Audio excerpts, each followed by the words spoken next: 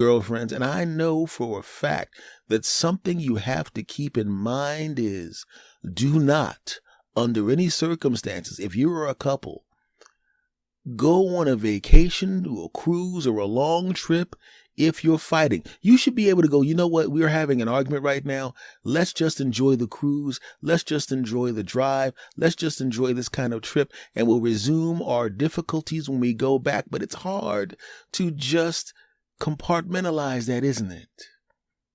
You've had a fight before you went to a party with people and you had to sit there looking at each other, acting like you're lovey-dovey like you normally are, when right now you can't stand the sight of each other because you're mad right now, and your friends don't really notice it unless they're a long-term married couple and they looking at you and they go, what's wrong with you?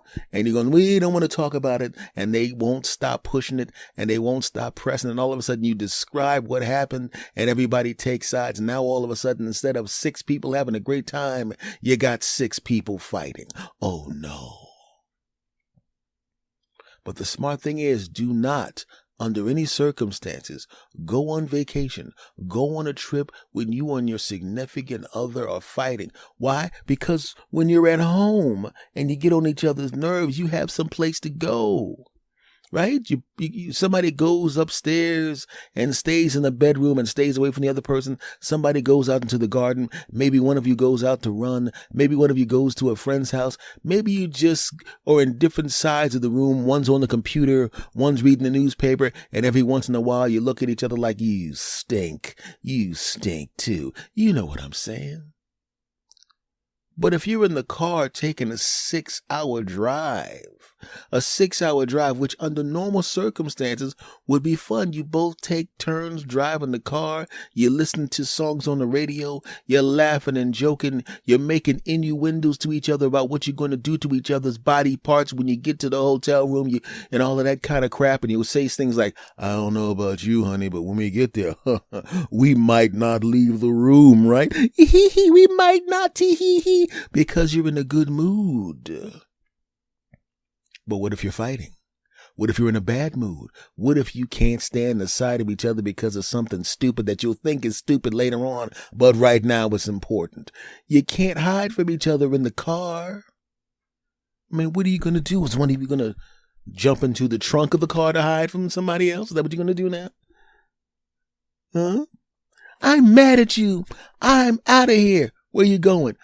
What are you doing in the back seat? What are you pulling the back seats down for? What are you doing in the trunk? I don't want to look at you.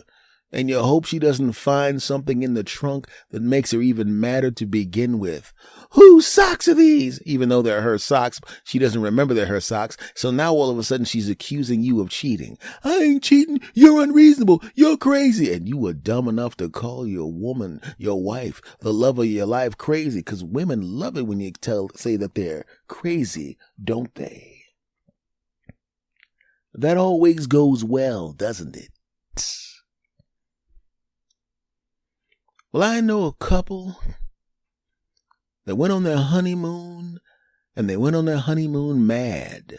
They had a fight in the car as they were driving away, and they had 2 weeks, and they were on their honeymoon. Ooh. When you're mad, you don't want to be alone with that person.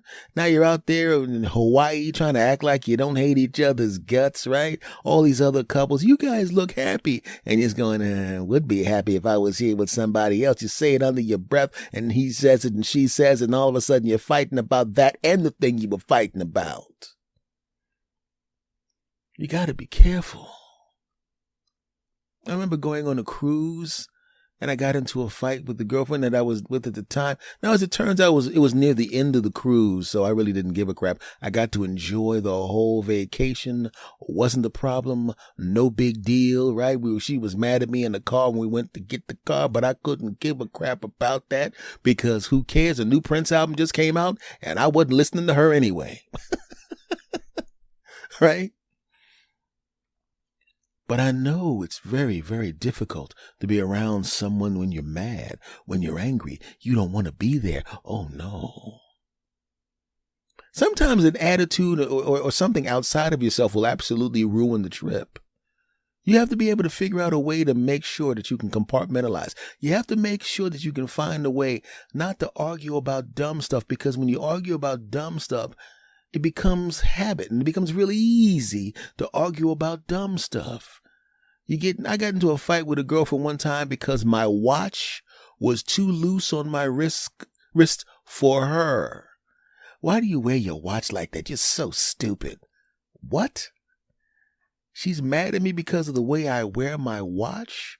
That's dumb. You never see me be irrationally angry about, so why do you hang your coat that way when all the other coats are facing the other way? What difference does it make? It's in the closet. You make me sick. You need to even know how to hang up a coat. Well, you don't know how to wear a watch. Right? And we wound up not getting it on for 3 days because of the way I wore my watch and the way she hung up her coat. So I wore my watch even looser. Oh yeah, my watch daggone there went down to my elbow every time I raised my arm. And then she went into the bathroom and hung all of her clothes in the opposite way. And I was annoyed every time I walked into the closet. Oh, I couldn't stand it, right? And then I went to the bathroom and I realized she took the toilet paper and flipped it the other way. And you make me, ooh. Went out and replaced the daggone toothpaste that we both agreed upon, that we both liked, changed it to some crap that neither one of us liked. She acted like she liked it just because she wanted to prove a point, and I had to use that nasty crap until I could get to the store to get some more crap. Then I got some of the toothpaste that I liked, and I was like, that's okay, you can use that crap, I'll use my crap. I went out to do some stuff, I came back, and she accidentally threw out the toothpaste that I liked. Because that's what you do to each other when you let anger and stupid fights get in the way. I don't like to be angry. I don't like to argue. Most people don't. I was watching something on TV and they said you have a higher opportunity, a higher chance of having some kind of a heart attack or some crap like that happen to you when you are angry. And that may be true and it may not be true, because a lot of times you see these reports on the news, they'll say some kind of health crap and everybody buys into it. And then 6 weeks later they go, you remember that crap we said last week? We were wrong about that. But who wants to fight all the time? I don't like to fight. Don't you like to have light moments with people? Don't you like to have moments where you can smile and enjoy somebody's company? You don't have to deal with all of that kind of crap. I know I do. But sometimes it's not even a fight. Sometimes it's circumstance that messes everything up for you, right? I know a couple, another honeymoon couple, but this was the absolute worst.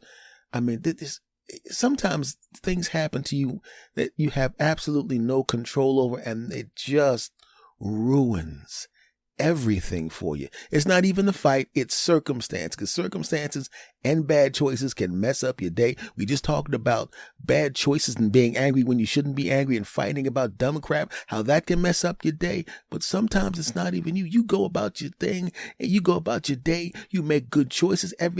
You make all the right choices, and circumstances.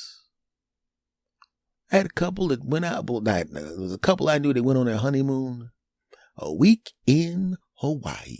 Oh yeah. And we're all going, well, and we all joking, we know what you guys are going to be doing. Huh? I'm saying, you ain't even going to touch the sand. Okay, you know what y'all going to be doing. Everybody was a running joke, right? What we didn't know was that they had to take this trip on this particular week because their schedules didn't allow them to go any other time, and they didn't want to jeopardize any kind of, they had some kind of thing at work. She had a sales project, or he had some kind of thing. So this is the time where they could get together. But guess what happened? The entire week in Hawaii, she was on her period. Oh no. Now, you know what you're supposed to be doing on your honeymoon, Jack. You know exactly what you want to do all day, all night on your honeymoon. But no, Period City. It wasn't even her week to have a period. Her periods used to be like clockwork. She's thinking we're going to go to Hawaii. We're going to go to enjoy the beach and get it on all day long. And my period will start when I get back